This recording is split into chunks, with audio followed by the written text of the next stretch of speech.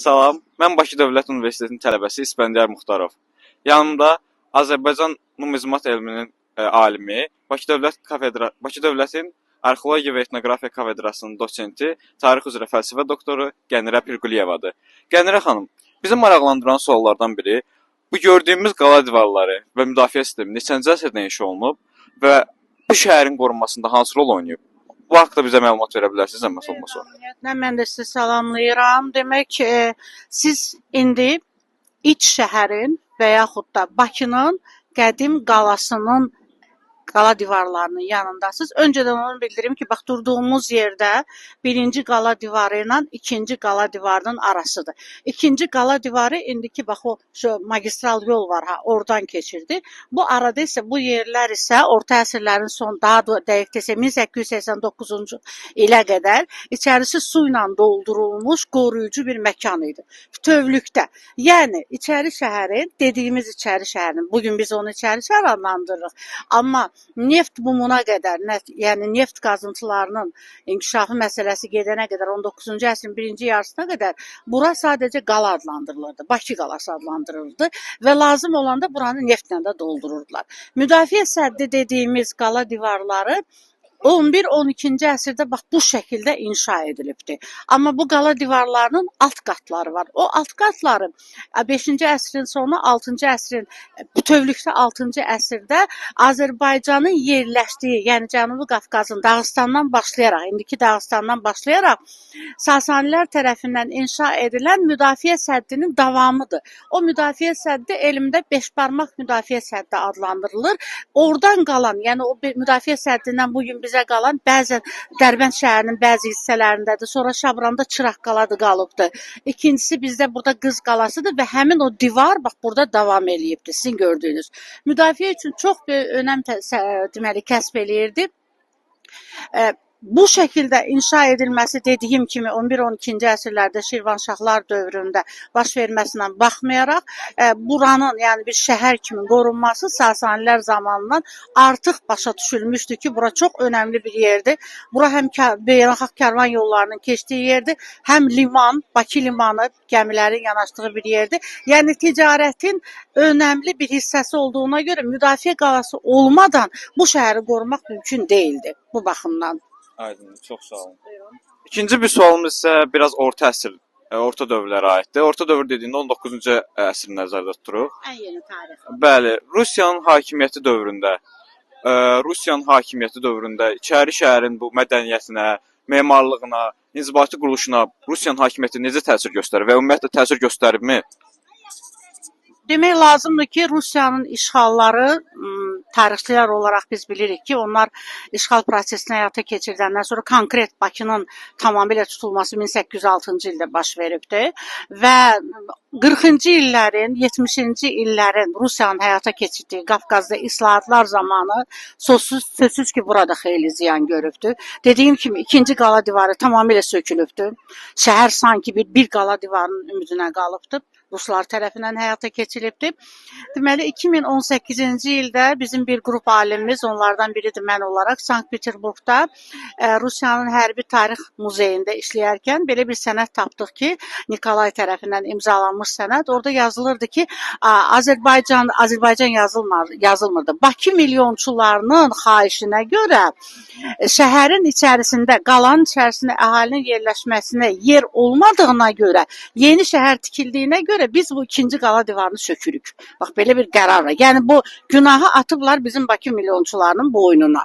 Ona görə güya söküblər, amma həqiqətən də Bakı şəhərinin bax bu şəkildə böyüməsi, bayır şəhərin formalaşması Rusiya imperiyası zamanı baş veribdir. Bu o demək deyil ki, Bakı şəhəri yalnız 22 hektarlıq içəri şəhər, indiki içəri şəhərdən ibarət idi.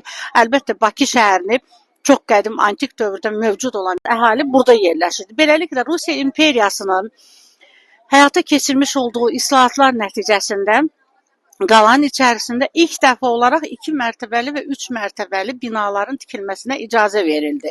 Bu milyonçulara, bir də əcnəbi milyonçulara icazə verildi ki, burada evlər tiksinlər özlərinə.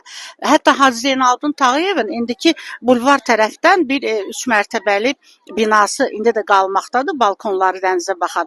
Orada Hacı Zeynalabdin Tağıyevin işçilərinin oturduğu bir yerdir. Bir növ müasir dildə desək ofis idi. Orada onun mühasibatlığı və digərləri yerləşirdi. O zamana qədər qalanın içərisində 2 mərtəbəli evlər olmayıbdı. Hamısı 1 mərtəbəli evlər, pəncərələri həyətə baxan evlər, amma imperiyanın gəlişi ilə burada hətta balkonlar da açılmağa başlanılır və monumental binaların, mən buna niyə monumental deyirəm? Çünki bu binalar indiyə nə qədər də zəlzələ olsa, nə qədər də hücumlar olsa sağ-salamat qalıblar. Bu binaların üzərində hamısında demək olar ki, bu yaxınlara qədər monoqram var idi. Yəni evin kimə aid olması, evi hansı usta tərəfindən tikilməsi haqqında onlar var idi binaların girişində.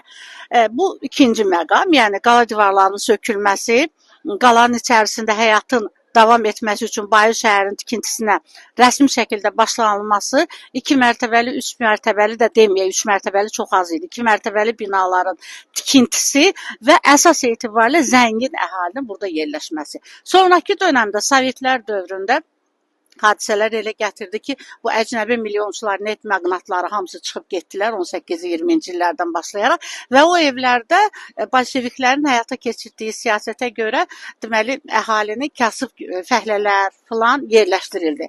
Ona görə də 91-ci ilə qədər burada yaşayan əhali yerli əhalidən əsasən ibarət idi. Fəhlə sinfinin nümayəndələri, ziyalı və digərləri yaşayırdılar. Müasir dövrdə bir qədər fərqli dəyişikliklər baş veribdi. Yəni binalar artıq üzü yuxarı yüksəlməkdə davam edir. Çox sağ olun. Üçüncü sualımız isə müasir dövrə aid idi. Bilirik ki, Bakı gündən-günə inkişaf edir. Bəs bu İçəri şəhər Bakının bu müasirləşməsinə necə inteqrasiya olunur və həmçinin inteqrasiya oluna tarixi və mədəni abidələr necə qorunub saxlanılır?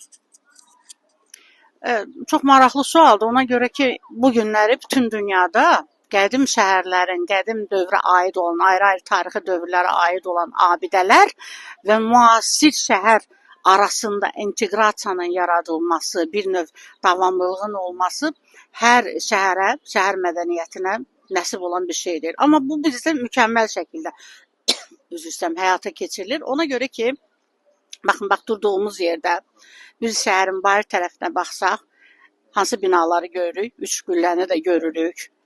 Oradan Gülüstan sarayını da görürük. Amma bu tərəfə də baxanda qala divarlarını görürük. Və İçəri şəhərin içərisində aparılan İçərişəhər Dövlət Tarix Memarlıq Qoruğu tərəfindən həyata keçirilən çox düzgün siyasət nəticəsində abidələrə ziyan vurulmur.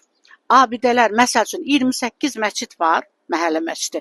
Onlar hamısı yerindədir. Onların bir qismi bərpa edilir, istifadəyə verilibdir. Bir qismi hələ bərpasını gözləyir. Və yaxud da dünya mədəni irsinə daxil olan burada 4 möhtəşəm abidə var ki, bu da yenə də İçərişəhər Dövlət Tarix Qoruğu Memarlığı İdarəsi tərəfindən 2000-ci illərin başlanğıcından başlayaraq davamlı olaraq həyata keçirilən düzgün siyasət nəticəsindədir. Bu bir tarixçi kimi mənim mövqeyimdir.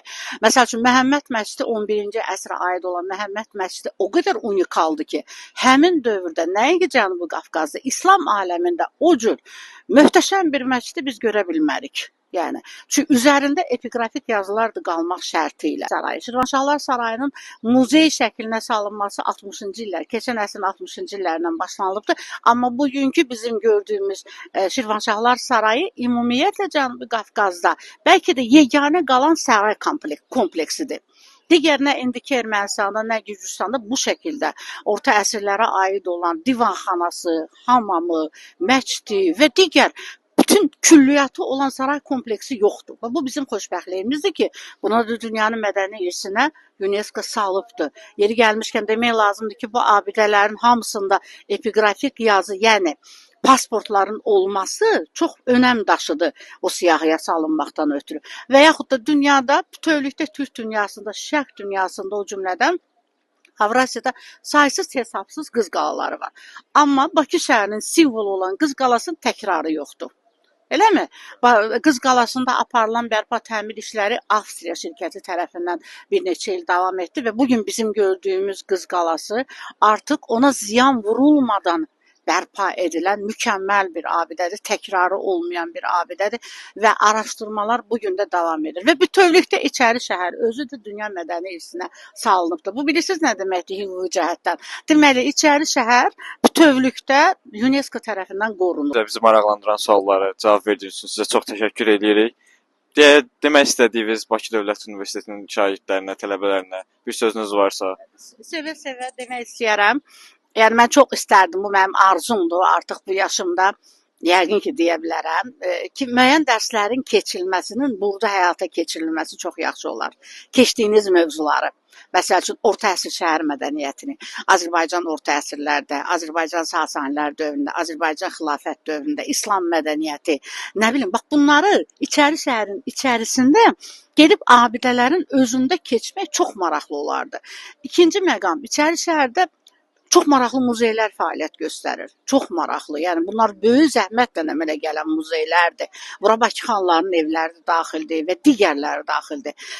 Hər bir tarixçi birinci növbədə keçdiyi mövzuların, ən yeni tarix olsa belə, onun əvvəlini bilmədən onu dərk etməsində problem olacaq hər bir zaman. Yəni praktik cəhətdən burada bunun keçirilməsi, bu dərslərin keçirilməsi və tələbələrin özlərinin də çox maraqlı olması mənim böyük arzularımdan biridir ki, tarixçi olaraq ki, yəni Sovet dövründə bizdə bunu belə keçirdilər. Biz misal üçün hansı bir şəhərin tarixini keçirdisə, mütləq gedirdik o şəhərdə bir neçə gün qalırdıq, onu öyrənirdik. Yəni canlı olaraq görmək daha yaxşı olardı. Çox sağ olun, sizə minnətdarlığımızı bildiririk.